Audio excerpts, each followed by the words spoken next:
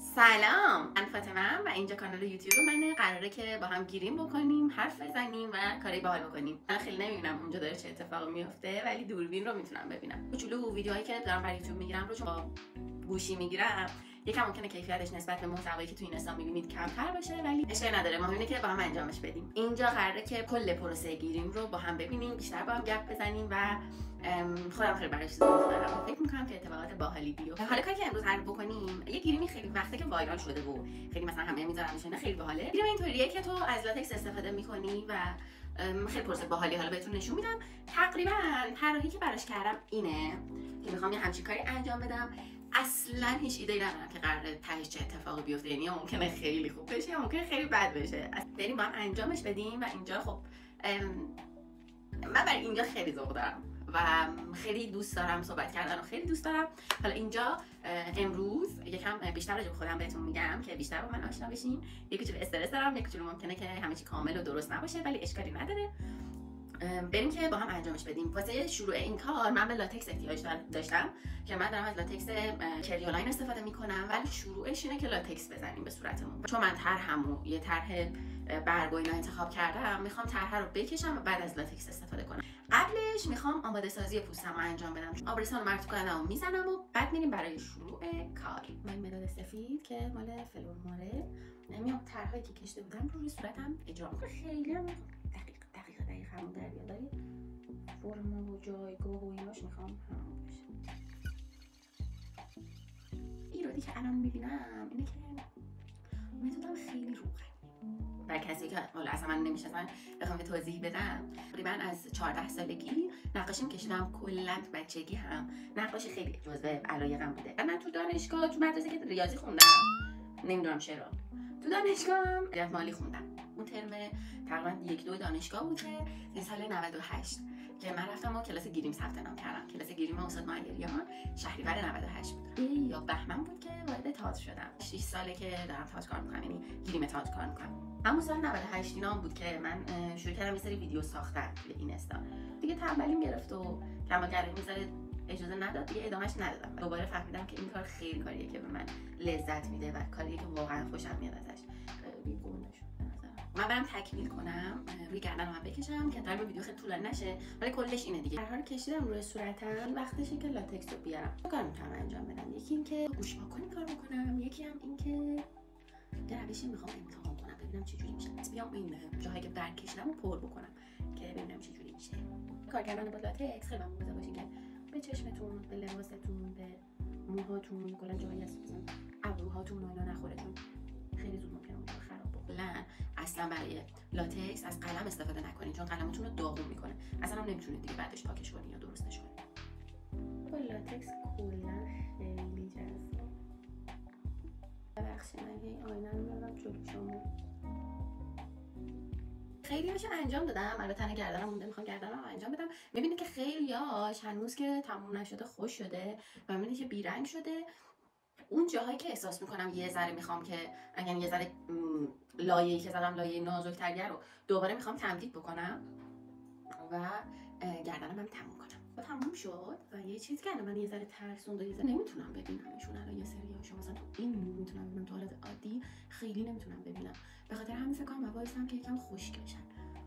ولی خیلی راضیم از نتیجه. حالا امیدوارم که لایه‌هایی که زدم خیلی لایه‌های نازکی نبوده باشه، ولی قیافش خوشگله، از شکلش راضیم. روش دومی که گفتم واسه اینکه بیام خط و خطوطش رو یکم صاف‌تر بکشم، یه سورنگ خطا بکشم. تا حالا این روش رو امتحان نکردم، یعنی نمیدونم که لاینو چه جوری برام در میاره. خب نبود بازم با هم گوش واکن میکشم دیگه. حالا امتحان کردنش خیلی ضرر نداره. اصلا امتحان میکنم اگه خوب بود بعداً میکشم. نه نمیشه، خیلی میاد. اولین پمپی که میزنه بیرون خیلی بده. چیکار کنم؟ واقعا اگه خراب شه زحمتم به باد میره. اینجوری میشه، یعنی میریزه. خیلی ریسکیه، مثلا چون بقیه رو انجام دادن، من که انجام ندادم باز میگفتم پاکش میکنم، ولی خیلی ریسکیه که یهو نریزه رو چشم، رو موهام، رو ابروهام. در نتیجه این رو میندازیم آشغال. حالا که الان خوش شده من میخوام یکم روش پودر بزنم که اون حالا چیزی که میخوام روش بزنم خیلی حالت بدی نگیره، بخاطر اینکه این قسمتایی که میبینید براقه کاملا حالت چسبونکی داره. به خاطر همین با یه پودر که مثلا فرق نمیکنه چه پودری، کامل صورتم رو خشک میکنم.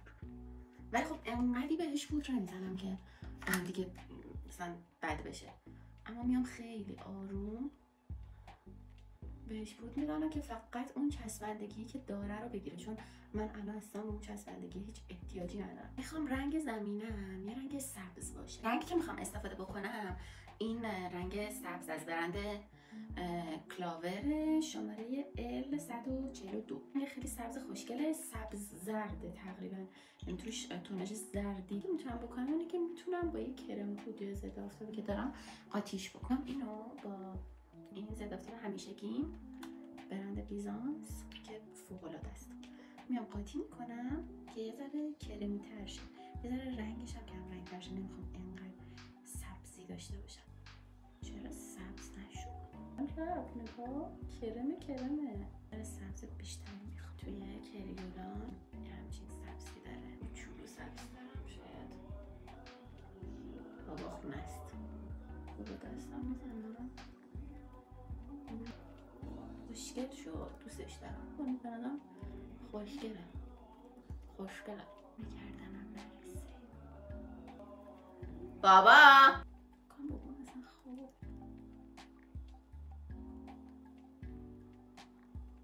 بس میکنم اونجایی که لاتکس داره خیلی پررنگ تر شده، انگار بخش زیادی از رنگ من اونجا گرفته. صورت گردنم رو انجام دادم، یه ذره گردنم میخوره، نمیدونم چرا تو این توناژ بره. وای این جون خیلی میخوره. متاسفانه من مجبور شدم قطع کنم چون مشکل حافظه دارم. متاسفانه هم تو گوشیم هم تو دوربین. ولی تو این فاصله سایه چشمو انجام دادم. یه ذره میخوام شدتش رو بیشتر کنم و ابروهامو موجهامو قهوه‌ای بکنم، قهوه‌ای نارنجی کنم که یه ذره هارمونی داشته باشه، چون میخوام موهای مسی هم بذارم.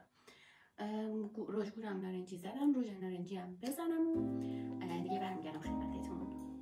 نمیتونم همه پروسه رو ضبط کنم چون خیلی حافظم کمه، ولی دونه بهتون میگم که چیکار میکنم. این نکته چیزی هم باشه این وسط بهتون میگم. خب من کارامو کردم، ولی لباس اصلا این شکلی نیست، یعنی اصلا هیچ ربطی به این مدل نداره. من فقط یه جوری چفتش کردم و من امیدوارم که نیفته. موام میخوام از این موه استفاده کنم، فقط نمیدونم مدلش رو چیکار کنم. اینجا که مثلا خیلی خوشگله و اصلا شبیه مثلا با این لباس چولو که خیلی بامزه شدم. برم ببینم موها رو چیکار میکنم. من گیریمو انجام دادم، موهامو درست کردم، لنز گذاشتم، رو سرم اینو گذاشتم چون فکر می‌کردم رنگش خیلی بهش میاد. متاسفانه گوشیم دیگه یاری نکرد و نمیدونم چرا لنزو گذاشتم چشام خیلی سوخت. دیگه الان دوربین گرفتم، یه کوچولو ممکنه کیفیتش فرق بکنه، ولی دیگه گفتم بهتون بگم. یه قسمت از عکاسی و فیلمبرداری میخوام با این حالت انجام بدم، یه قسمت دیگر رو میخوام با مدلی که میخوام اینو بردارم انجام بدم. حالا اینا رو من ویدیوشو بگیرم.